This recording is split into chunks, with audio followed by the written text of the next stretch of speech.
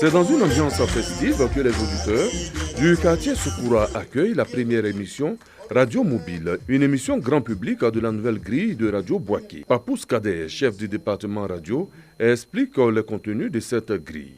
Cette année, nous allons plus axer sur les grosses productions de proximité. Nous serons en contact permanent avec les différentes populations de Boaké et sa périphérie. Alors, vous avez vu, c'est la première étape des émissions de proximité et ça s'appelle Radio Mobile de Radio Boaké. Au cours de cette cérémonie de lancement, le public a été sensibilisé sur le civisme.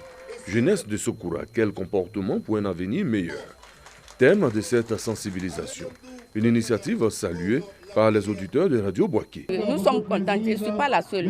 Parce que de temps en temps, si la radio vient vers nous, on peut s'exprimer. C'est encouragé parce que quand la Radio Boaké va vers sa population, on ne peut qu'être comblé. Parce que la radio vient faire sienne nos réalités et nos préoccupations. Depuis le 26 janvier dernier, une nouvelle dynamique est insufflée à Radio Boaké avec de nouveaux programmes. En somme, une grille adaptée aux aspirations de la population.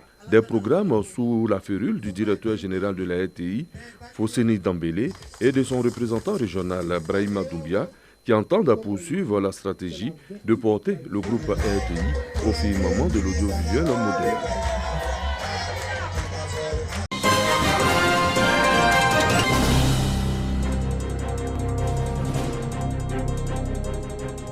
Zambakro, village de plus de 10 000 âmes situé à 18 km de Yamoussoukro, route de Saint-Fra, est en voie d'amorcer pleinement son développement. La localité dispose d'un centre de santé équipé et d'une ambulance. À côté de ce centre, une station expérimentale pour la recherche et le développement agricole, opportunités d'emploi pour les habitants. Également sur le même sol, l'école des forces armées, sans oublier sa végétation abondante qui lui confère la destination touristique. Pour renforcer tous ces acquis, les populations se sont fortement mobilisées dans une ambiance festive pour combler la vacance du pouvoir constatée depuis 2016 en faisant porter sur le trône Nda Kofi Bernard, maître principal de la marine nationale, à la retraite par le chef de canton Akwe, Nandan Boyindri III. Pour les filles et fils de ce village, cette intronisation officielle est historique parce qu'elle est la première d'un chef depuis l'existence de Zambakro.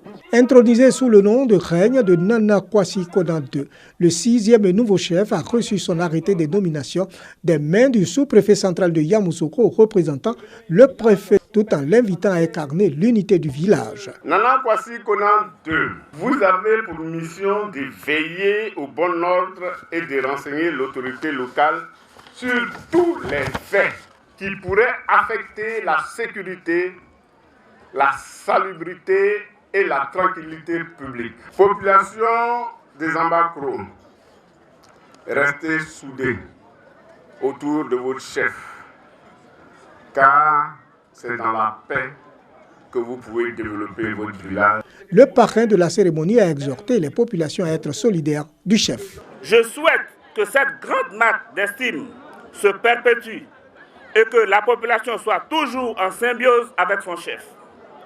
Je souhaite qu'elle soit solidaire de son chef et qu'elle le défende dans les dures épreuves afin qu'il ne se sente jamais seul, abandonné et trahi.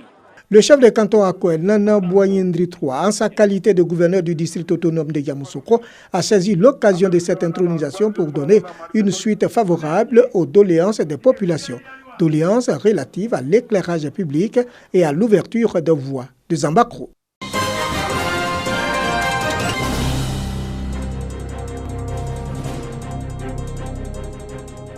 Avec l'achèvement de ces doubles tronçons de Sengrobo à Yamoussoukro, qui l'a rendu plus complète et agréable, l'autoroute du Nord fait aujourd'hui la fierté des transporteurs et des voyageurs. Mais ce prolongement n'a pas rendu heureux qu'aux seuls usagers de cette voie moderne.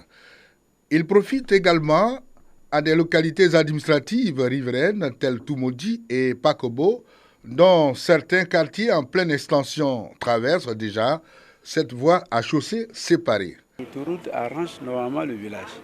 Aujourd'hui, tout le monde veut venir rester à Pakobo. Dû à quoi? Parce que le commerce ça marche. Outre les villes, les acteurs du secteur vivrier bénéficient aussi des avantages de l'autoroute. Aux abords, on y voit des préaux d'exposition de vente qui poussent comme de petits champignons. On est venu vendre un peu au bois ici.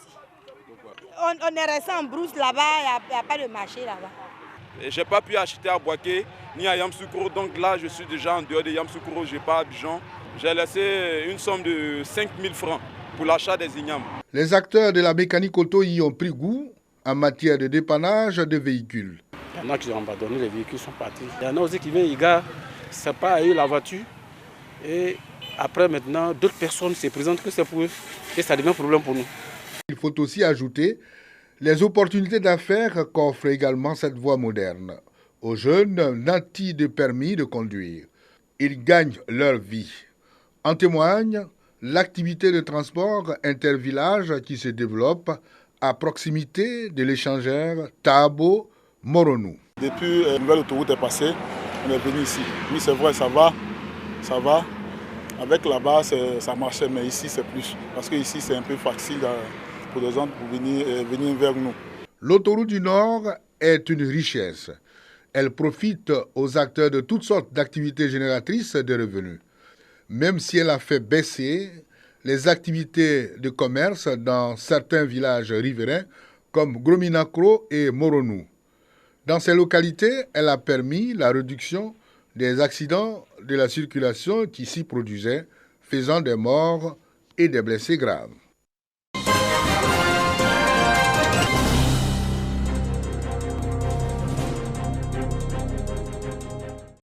Le futur recensement général de la population de 2020, le projet de délimitation des territoires villageois, l'enrôlement pour la carte nationale d'identité, le respect du prix Borchamp de la NACAD, les récurrents conflits entre agriculteurs et éleveurs, des sujets abordés au cours de la traditionnelle rencontre d'échange, d'information et de sensibilisation entre le sous-préfet et les populations de Botrou. Un rendez-vous qui permet aux deux parties d'être au même niveau d'information pour une meilleure mise en œuvre des projets gouvernementaux. Avoir toujours un dialogue, une rencontre permanente entre administrés et administrateurs pour que nous soyons tous au même niveau. Aujourd'hui, nous avons développé, informé la population sur l'importance même d'avoir une pièce d'identité et d'avoir un extrait. Pour le projet de délimitation des territoires villageois, Botrou connaît un retard. Au niveau de la sous-préfecture de Botrou, sur au moins 27 villages, on a pu boucler seulement 7 villages. Au niveau de Koupensu, sur au moins 15 villages, on a pu vraiment boucler 2 villages. Mais nous continuons la sensibilisation. Les chefs des villages, les présidents des femmes et des jeunes se sont engagés à être des relais auprès des populations. Aujourd'hui, on sait qu'il est dangereux de fumer, il est dangereux d'aller au champ avec du feu. Donc vraiment, on exhorte la population à ne plus aller au champ avec du feu. Le responsable des eaux et forêts a donné les peines et les amendes prévues pour les auteurs de feux de brousse.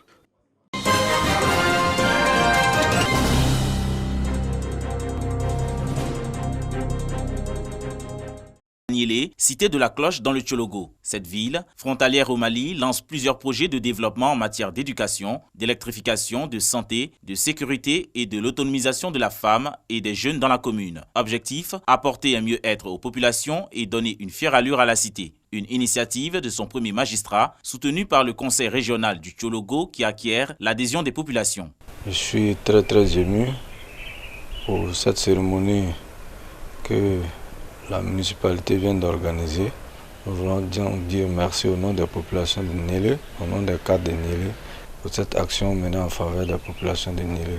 Les habitants du quartier Belleville auront ainsi la lumière grâce à l'extension du réseau électrique. À Kafoka et à Ngolonien-Vogo, bientôt 2 écoles, des centres de santé à Kanchongo-Koro et à Gbenzo. Ville stratégique en matière de lutte contre le grand banditisme transfrontalier, les bâtiments de l'escadron achevés dans les prochains mois. Et pour rester en contact avec l'ensemble des communautés, un véhicule de type 4x4 remis à la municipalité. Toutes ces actions s'inscrivent dans le programme social du gouvernement. La gendarmerie a été ouverte dans les années 90 et j'ai eu la chance d'être le maire qui va poser la première pierre de cette gendarmerie.